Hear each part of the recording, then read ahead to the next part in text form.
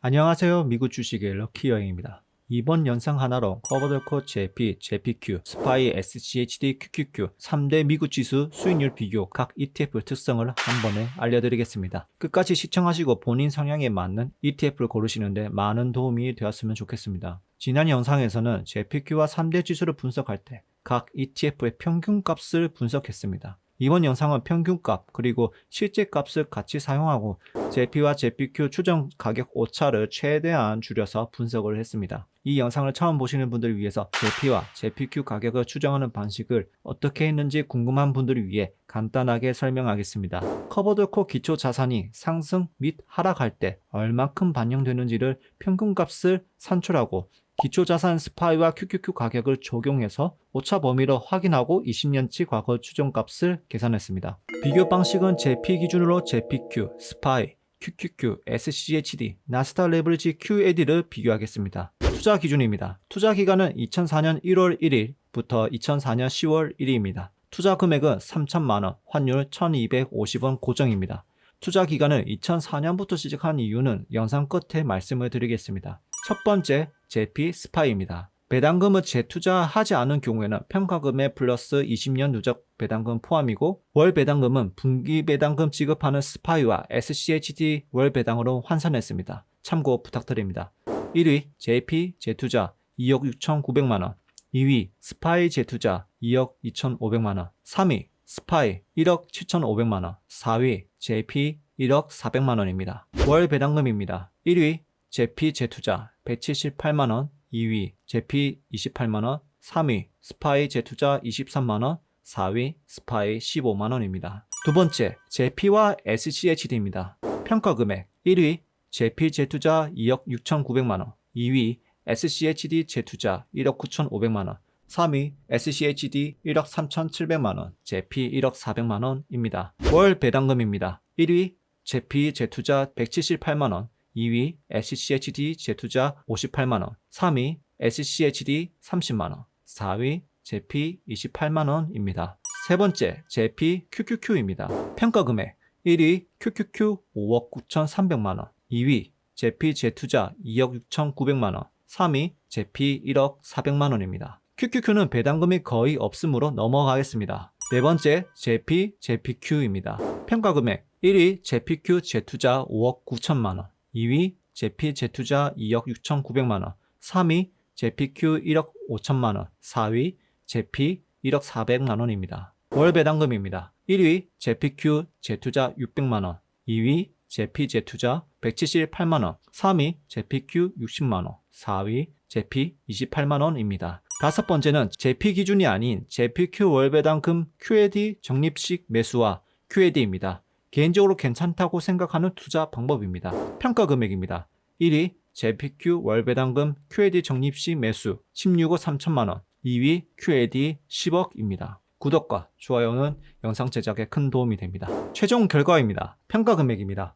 1위 JPQ 월 배당 QAD 적립식 매수 16억 3천만원 2위 QAD 10억 3위 QQQ 5억 9,300만원 4위 JPQ 재투자 5억 9천만원 5위 JP 재투자 2억 7천만원 6위 스파이 재투자 2억 2,500만원 7위 SCHD 재투자 1억 9,500만원입니다. 그래프를 보다시피 수익률 상위를 차지하고 있는 종목들은 3대 지수 중에 가장 연평균 수익률이 좋은 나스닥으로 파생된 ETF입니다. 레버리지 상품인 만큼 변동성도 매우 큽니다. 그리고 중간 정도 수익률을 가지고 있는 종목들은 JPQ, 재투자와 나스닥입니다. 하위권은 스파이, JP, SCHD입니다. 월 배당금을 보겠습니다. 월 배당금은 배당을 많이 주고 있는 JP와 JPQ, SCHD 3개만 보겠습니다. 1위 JPQ 재투자 600만원 2위 JP 재투자 178만원 3위 SCHD 재투자 58만원입니다. 커버드콜 높은 월 인컴으로 즉시 발생해서 다시 불리는 방식으로 진행한 JPQ 재투자가 배당 성장률 SCHD 성과를 훨씬 뛰어넘는 결과를 보여주고 있습니다. 심지어 평가 금액도 나스닥과 동일한 수준으로 유지한다는 것은 자산이 불어나는 속도는 나스닥이지만 배당금은 연 10%에서 11%를 받는다고 볼 수 있을 것 같습니다. 그래서 이제는 SCHD 배당 성장주가 노후에는 안정적으로 받을 수 있는 좋은 배당 ETF로 평가받는 시기는 지났다는 개인적인 의견입니다. 이런 상품들을 잘 활용한다면 더 좋은 성과를 만들 수 있지 않을까라고 생각을 하고 있습니다. 여러분들은 이 분석을 보시고 어떻게 생각을 하시나요?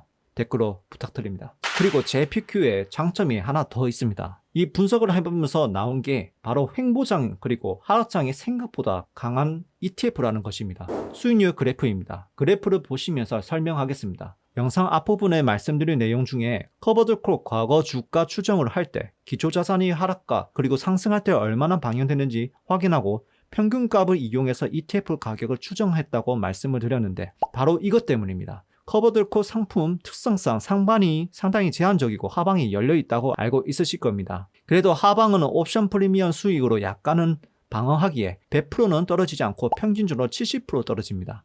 닷컴 버블 정도 하락은 어느 자산이든 버티지 못하는 것이니 제외하고 투자 시뮬레이션 기간을 2004년부터 설정한 이유가 바로 여기입니다. 닷컴 버블을 지나고 약 4년간 상승장이 오고 그리고 2008년 리먼 사태로 나스닥은 최고점에서 약 55% 하락했습니다. 그렇다면 수익률 표를 보시면 스파이와 SCHD QQQ 지수 투자는 4년 동안 수익률을 반납하고도 마이너스를 기록합니다.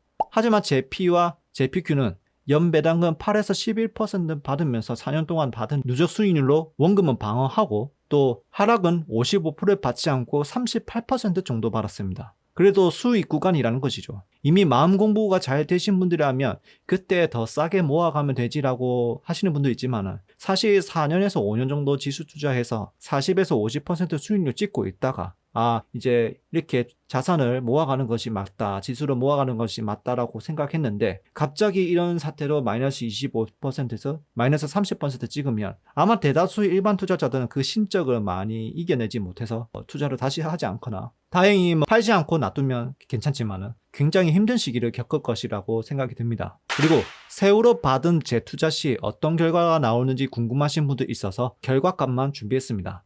1위 JPQ 월배당으로 QAD 적립식 매수 13억 9천만원으로 마이너스 15% 감소. 2위 QAD 10억. 3위 QQQ 5억 9,300만원. 4위 JPQ 재투자 4억 1천만원으로 마이너스 36% 감소.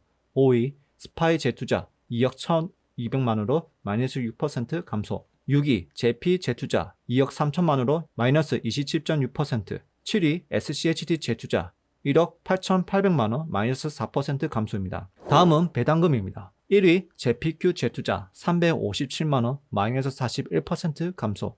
2위 JP 재투자 114만원 마이너스 36% 감소. 3위 SCHD 재투자 59만원 마이너스 4% 감소입니다. 아무래도 배당 재투자 금액이 크면 클수록 배당 소득세 영향이 매우 큰 JPQ 재투자가 상대적으로 수익률이 차이가 많이 납니다. 그래서 이것을 조금이나 해결할 수 있는 방법이 IS 계좌입니다. IS 계좌로 절세 효과를 누린다면 상당히 괜찮은 수익을 얻을 수 있을 거라고 생각합니다. IS 계좌로 JP, JPQ와 비슷한 상품들이 심지어 SCHD 베이스로 만든 커버드콜 상품까지 있습니다. 나스닥 2배 레버리지 상품도 투자가 가능합니다. 해당 관련 영상은 위에 영상 카드를 확인 부탁드립니다. 하지만 여기서 또 말씀드릴 것이 있습니다. JP모건에서 만든 이 커버드콜 상품 JP와 JPQ는 기초자산 80에서 85% 그리고 콜옵션 매도 15에서 20% 비중이기 때문에 상대적으로 안정적인 커버드콜 상품입니다. 기초자산 어느 정도 따라간다는 말이죠. 가격이 심하게 높지는 않고 또 중단기로는 원금 정도는 보호해주는 성격이 띄고 있습니다. 하지만 요즘 초고배당 인기인 일드메스에서 운영하는 커버드콜 상품들은 JP모건에서 운영하는 것과 많이 다릅니다. 일드메스 사이트에서 직접 종목 비중을 보시면 기초자산이 상당히 적을 뿐더러 기초자산이 많이 상승하지 않는다면 우하향이 확정된 자산입니다. 그렇기 때문에 개별 주식으로 저렴하게 사고 비싸게 파는 관점으로 접근하고 손절 라인을 반드시 정해야 하며 적립식 매수로 모아가는 것을 추천드리지는 않습니다. 예를 들어 테슬리와 코니 배당금을 테슬리, 코니 재매수와 같은 방식을 말하는 겁니다. 또 나의 총 자산이 클수록 한 자산에 많은 비중을 실어가는 것 또한 추천드리지 않습니다. 분석 영상에 도움이 되셨다면 구독과 좋아요 부탁드립니다. 모두 미국 주식으로 럭키 여행이 되시길 바랍니다. 송투하세요. 감사합니다.